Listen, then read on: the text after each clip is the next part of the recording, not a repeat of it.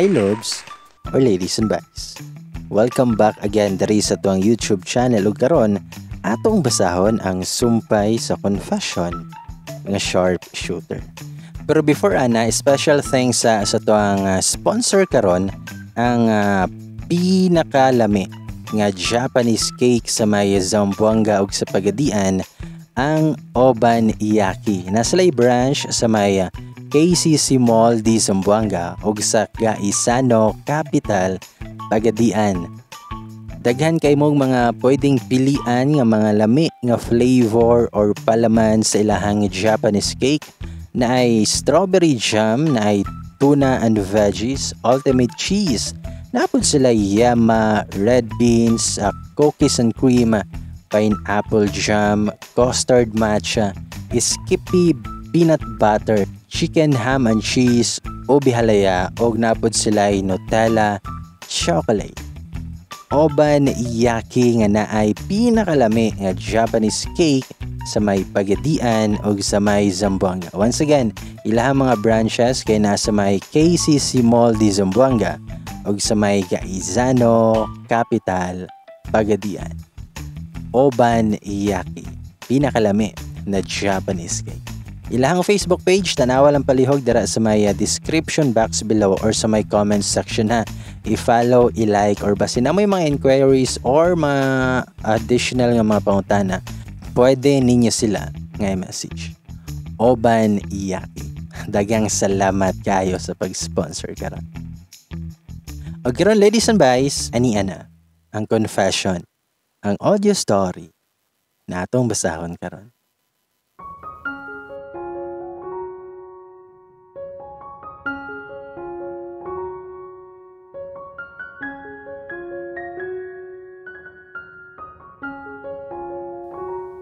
Sumoto nga Christian and I got married on May 28, 2021.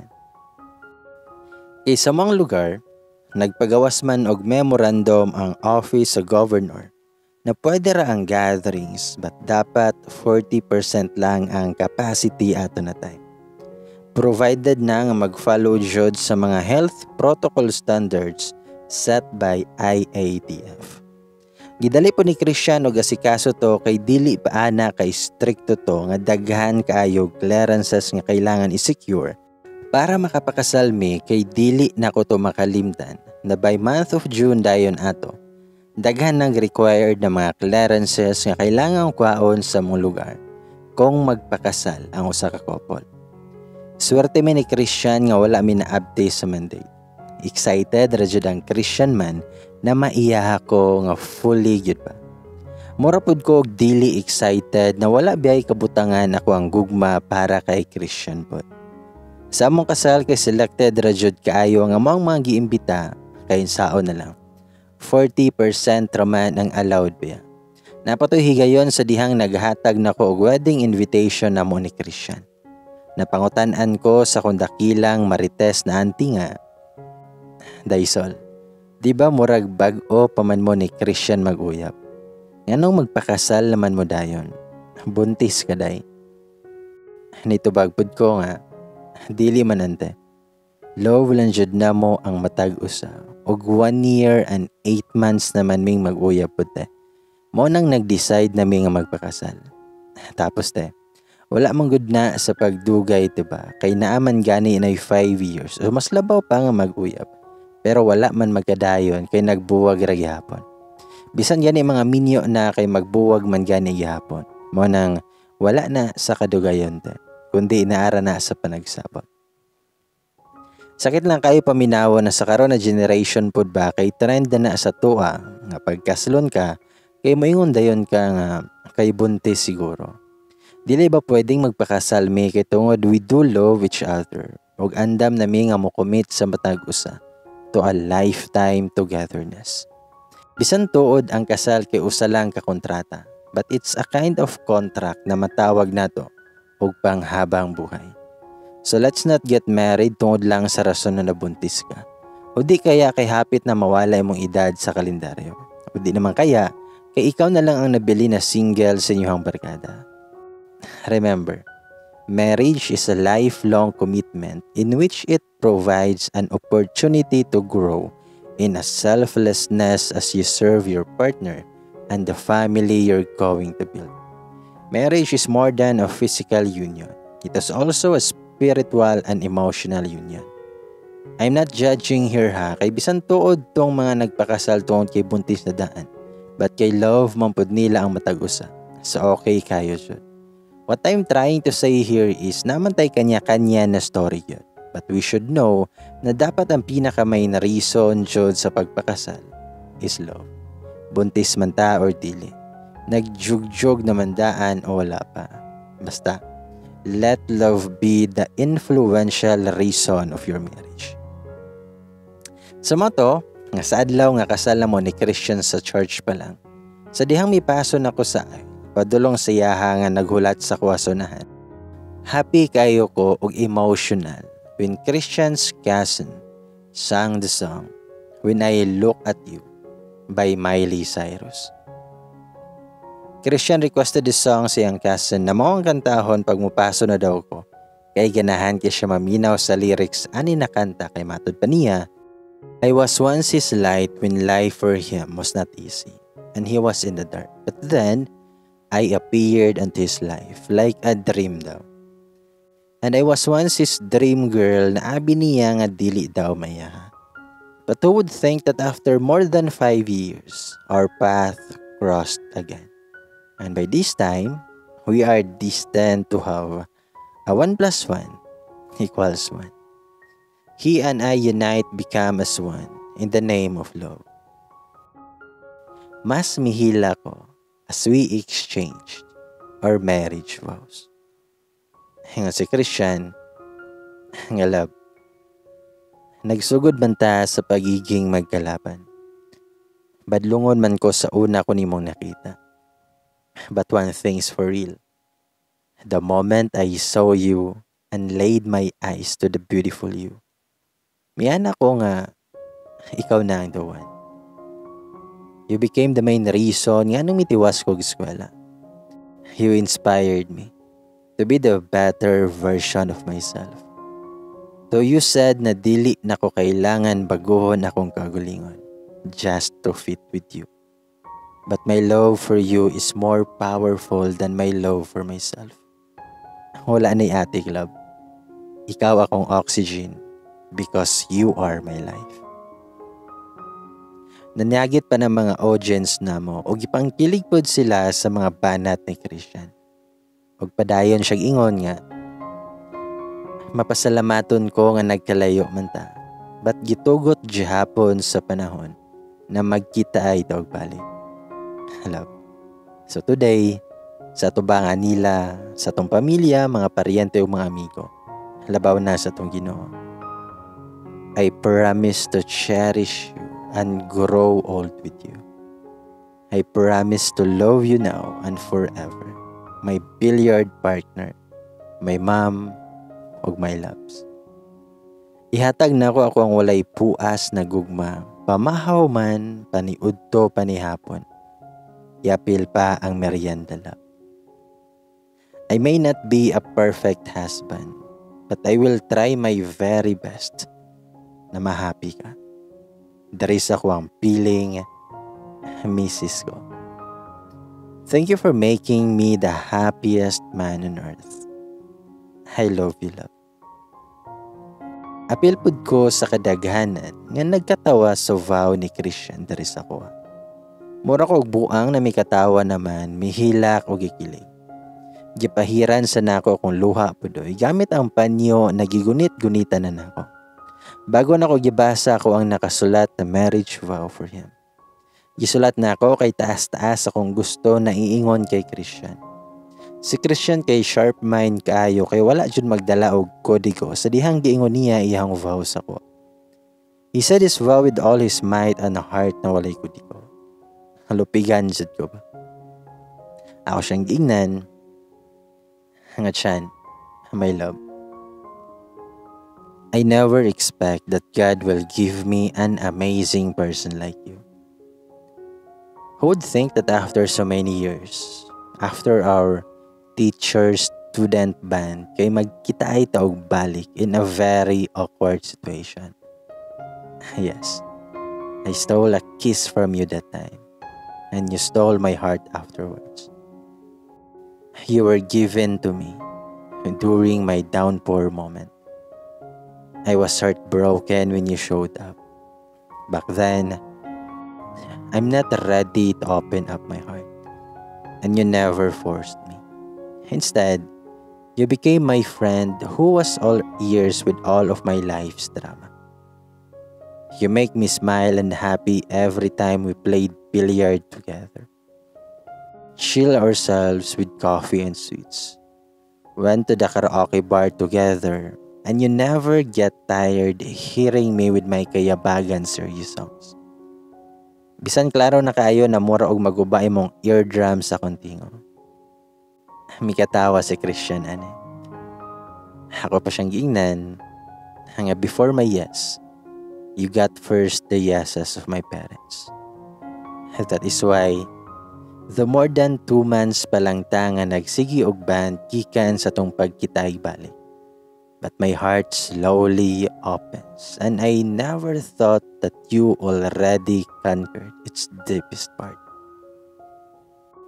For once again in my life, you let me believe in the beauty of love. You showed me that love has nothing to do with longer courtships and number of years in a relationship. Because as long as you love and trust each other, that is more than enough for me to give my yes. And I do. Thank you for accepting me fully for who I am. And now, I promise that you will be more important to me than my coffee. I will give you my love today, tomorrow, and until na maputi na ato ang buhok. Og mo kulubot na ato ang mga panit og mangurog na ka, gunit sa tako sa bilyaran. I promise to be your partner in exercises sa gabi iman o kadlawon pa na. I will accept the worst of you, not only your good ones, but ayaw lang jud ang mambabae, kay tulion takagotro. But I believed in you, nga dili man po na nimo kayang buhaton. I trust you, because I love you. I take you to be my lawfully wedded husband, in sickness and health, until death do us part. Or we both torn into a zombie, kay ma-zombie man daw ang magpabakuna na. Bitaw. Sa una na uyab pa ta, sige ko nimong ihatod sa balay, kay muingon man ko na muli na ko. Pero karon, dili na ko nimo kailangan pa ang ihatod, kay naunid na ko na muli sa mua. Kay ikaw naman ang permi na akong ulion. I love you, love. Now and forever. Dayon, we sealed our love with a kiss. Anyways, si Ann ang nahimo nga maid of honor sa kuang kasal. Og ang best man ni Christian, kaya wala man yun siya matawag na best friend niya. Kay lagi, halos mga suod man niya ang mga tao na kailan niya. Wala man yun siya ingon na best among all his buddies. Moong miana siya na si kuya na lang daw iyang best man. Kay nako, magka-vibes jud tawon si Christian ug kuya sa mga kalokohan. Actually pod, nag-oyab jud si kuya ug si Ann. Ug katawanan kaayo biya ni ilang love story. Kay dakilang prankster biya kayo kong kuya. No? Bitaw. Sumoto nga nagpabilin mi ni Christian sa hotel kung asa ang reception sa kasal mo. Sa dihang wala na ang mga tao tanan, kay niadto na mi sa mo ang room. Ug sa door pa lang, kay abtik na kong gikogos ni Christian pasulod sa kwarto na mo. Nakasyagit pa ko kay wala may pasabi na alsahon ko. Then gibutang ko niya sa bed. Ako siyang giingnan.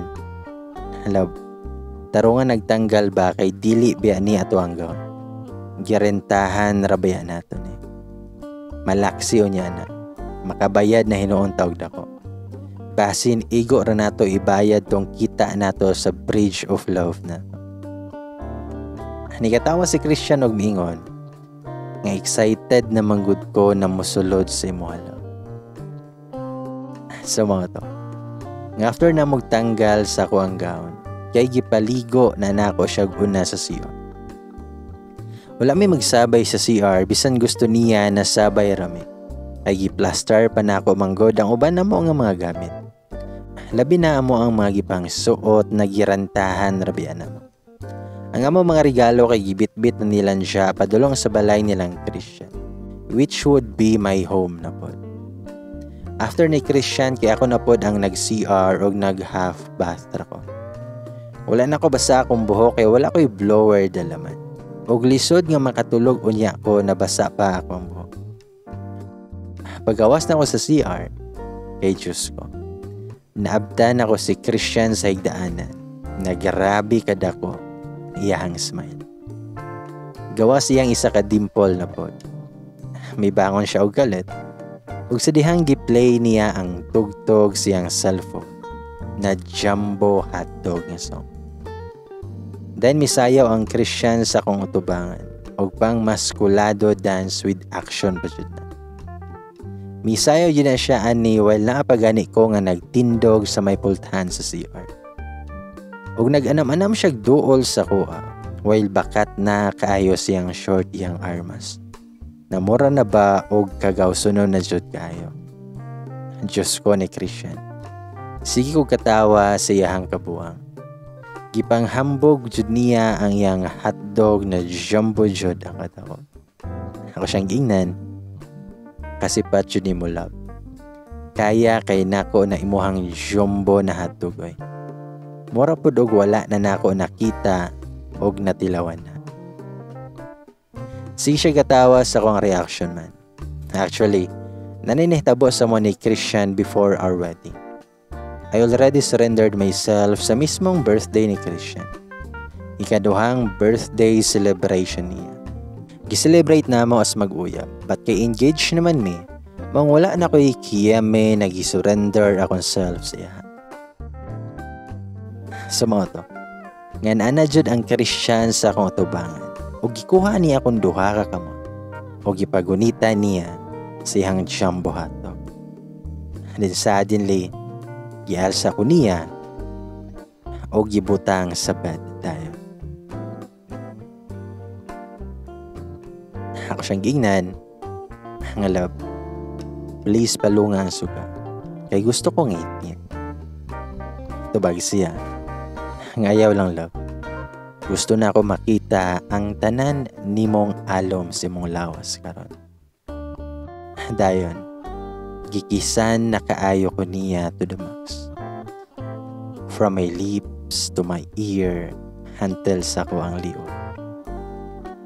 Mura siyang vampira na sigig sup-sup po na kong liog.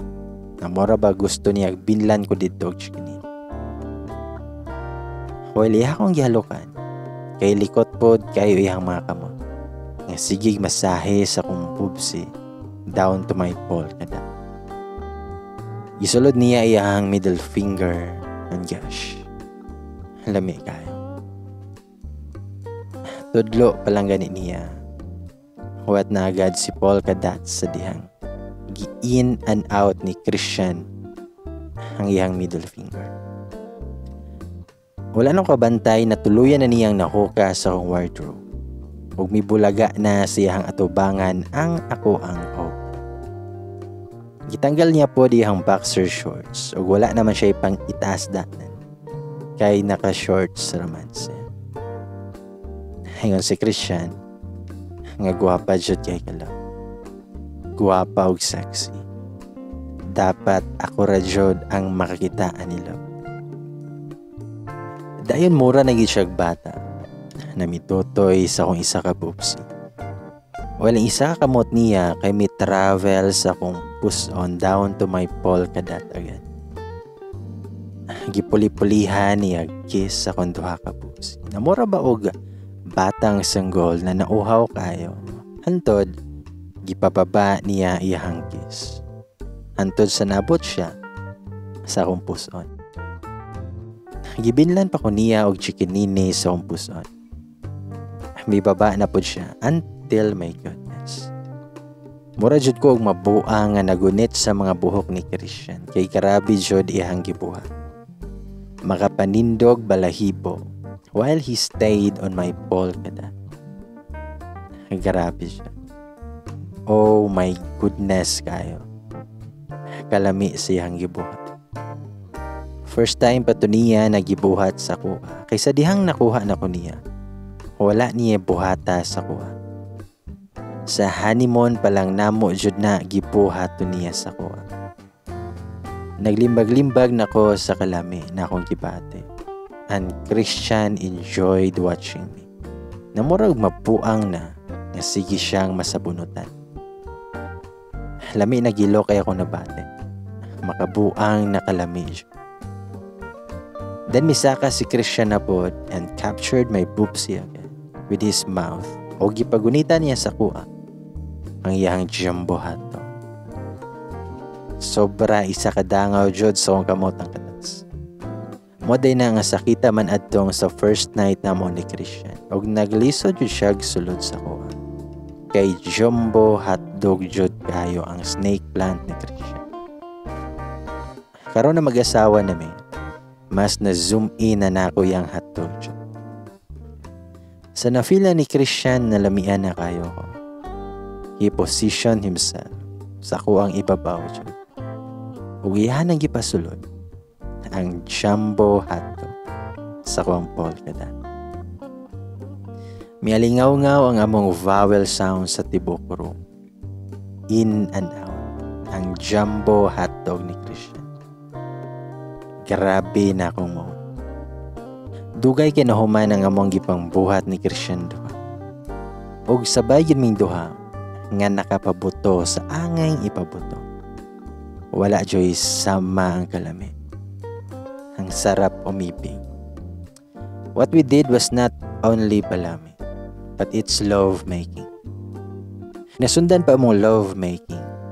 Ikadaghan pa. Mga alas 3 na may sa kadlaw nakatulog. Grabe kay ang Christian ka-energetic. Gusto pa gani unta niya. Pero mi anak ko nga matulog sa siguro mi ay. Kay unlimited pa man ang ugmapod. Gikataw-an ra jud ko sa amaw.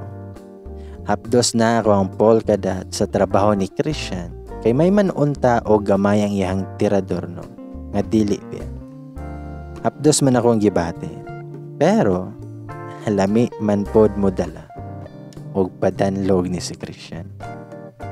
Ako siyang ginan nga lab tulog na taha. Wala ka kapuya. Grabe po ng armas na mulapay. Mura man og dili mahurot og sulod pa. Nikatawara na si Christian og niingon nga kapoy nakalab. Nakatobel manggod ko sa host sa opisina lab. Mao nang unlimited sirit jud taan ni. Sa motong gidukol na ko siya. Gamitan man ta siya ang pagkabumbero. Sige ra mo siya og katawa pod until nga nakatulog na mi. Pagmata na ko mga 10 AM to kapin, kay naka-order na siya pagkaon po na mo. Happy 12 noon jud mi nga nag-out mi ni Christian sa hotel. Dayon, mi proceed mi sa beach resort kung asa mi una nga nagkitag balik ni Christian. Kung asa na ko siya gikawatan og kiss, gumikan sa akong kahubugon. Og dito, we continued our honeymoon period. Kay lagi, pandemic pa man, sukuto brajud mi sa mong lugar nga naglangyaw-langyaw ni Christian during sa mong honeymoon. I-enjoy na mo ang mga ligo og dagat og naamay bilyaran ang beach. Nagduwa pod mi ni Christian og bilyard kay naaman may pustahanay. Ako siyang giingnan, nga love, if ako makadaog ha, kay 2 rounds lang ta karon. Muna kong posta kay murag hapdos naman yun. Tubag po si Christian nga, sige, pero kung ako ang makadaog, kay ikaw ang mo drive sa kuha o niya laban. Tubag po ko nga, ha? Dili man ko kabalulab. Tubag si Christian nga dili daw ko mabalaka, kay iya ha kong tudlo. Nikidhat pa na siya. Sa mo to nga nagduwa mi, this time, wala na jud ko niya gipagbigyan. He really used his sharpshooter skills na to shoot all the balls ug jugjug. Sulod tanan, daog jud siya. Ako jud ang maka-drive jud sa among honeymoon period. Hanibuing na, kaulaw. Dili ba ako kabalo og basin dili na ako siya masatisfy. Mao ang ending, napalang si Christian sulod sa banyo kay nagtan-aw nako og porn. Hadlok pa jud kay ko nga mitanaw og porn. Kay first time tawon to nako. Sa tibok na kong kinabuhi, wala ko milantaw og porn videos. Kato lang jud na moment kay gusto ko makahibalo unsaon di ay if ang babae na ang modala sa chuchu. Sa moto, ngamingon si Christian na ready na siya. Na-off na nako akong cellphone, nagitan-aw nako nga videos. Mang wala siya kabalo nga mitan-aw pa ko po. Para lang makabalo if unsaon nako. Dahil miduol nako siya, ug ako mismo ang mitanggal siya mga sanina. Giwakas po nako ako ang suot na may pagka-diary. Giakit siya nako siya maong mibangon siya para abuton ko. Pero gitulak na ako siya pabalik higda. Ug mikabayo ug galit siyang belly tapit. Padagandagan na ako akong fingers siyang dughan padulong siyang lips. Dayon ako siyang gikisan. Slowly but surely. Slowly, dayon deeply. Mipababa akong kiss hangtod siyang dughan. Gidula-dulaan ako yang balahibo sa dughan. Dayon mi baba na pud ko until I found his jumbo hotdog nga nakatindog na pod ug andam na mutira. Giawat ra na ako nakita sa video. I touch his hotdog na jumbo jud sa kataas. Dili lisod gunitan kay taas man. Dayon gipadanlog-danlog na ako ang kamot. Kimasimas. Gigamit na ako kung baba. Hapil na akong dila. Nakapangutana jud in tawo na sa Christian kung asa daw nako nakatunan. Dayon kalit lang ko niyang gibira pay taas o gipalingkod ko niya siyang jumbo hotdog judayan. Handam na kaya siya. Andam na pud ko. I positioned myself nga naglingkod siya o gipasulod na ako iyang jumbo hotdog sa kumpol kada. Then I dance gracefully siyang ibabaw. Hangtod baba taas ang movement na nako. Hinay lang sugod hantod sa nagkapaspas na. Mibangon si Cristiano gialsa ko niya padulong sa lamesa. Og didto, mas grabe kanindot ang bantang among position with each other. Sige palak-palak ang tingog sa nagapaspas na mong movement ni Christian. We kissed and sige niya sa kupo na pod akong bubsi siyang mouth.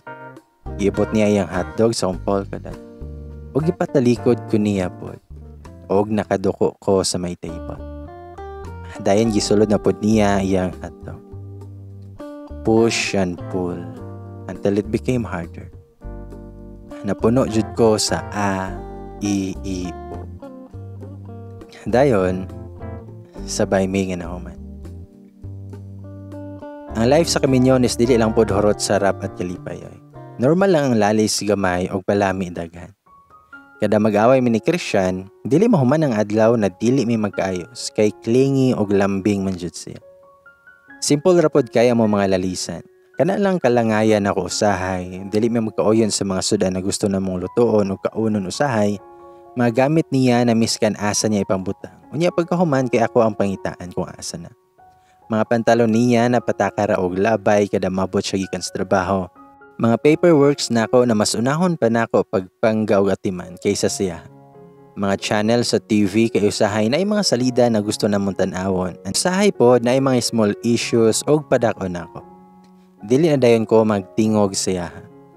Napatoy mga moments na mga luod ko og ilahang mama og papa ko muli. Apason gyud ko niya. Grabe pod among adjustment tuha kay syempre 1 year biya among gap sa edad sa matagusa. Sulumbaan ay may sa mong pride. Pero syempre ako jud perme ang makadaog man. Magkayos ra pod may og saksi among kwarto og kama sa among language of peace talk. Jugjog is unlimited. My goodness. Og hantod sa may abot ang Bearmans og naamin ni Christian sa balay ato nga nag-family dinner uban nilang papa, mama og kuya, og napod si Ann nga kauban namo. Welcome to the family na kayo kong BFF. Makahappy kayo. Nakapangutana pa si Papa kung asa na daw iyang apo sa mua ni Christian. Nana ba daw sulod akong tiyan. Nagtinanaway mi ni Christian ato og miana rami na soon. Magkaapo din sila.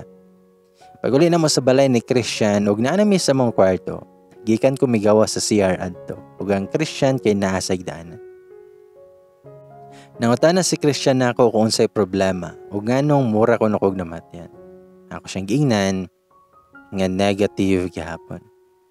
Naghila ko nga nagistorya dalahatag kay Christian sa pregnancy test. I thought buntis ko kay 3 days na ko nagilayagan, but sad to say, isa ray guhit na migawa sa PT. Nung si Christian, nga ayaw i-stress si mga sarili love. Moabot ra na si baby sa tua sa tamang panahon.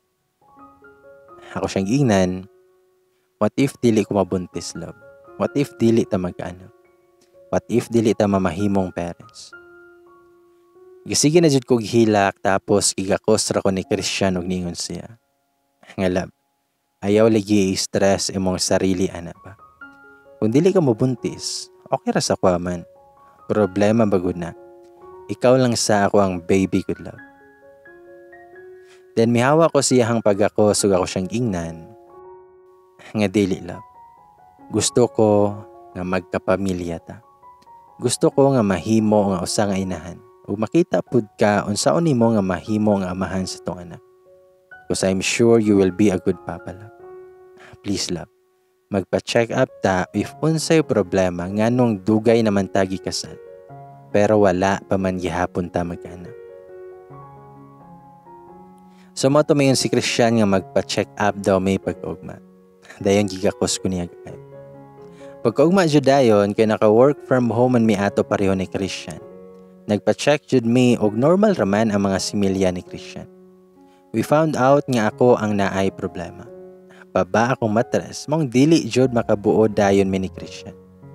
Giresitahan ko sa doktor og mga vitamins ug gihatagan ko niyag mga listahan sa do's and don'ts para mabuntis jud ko.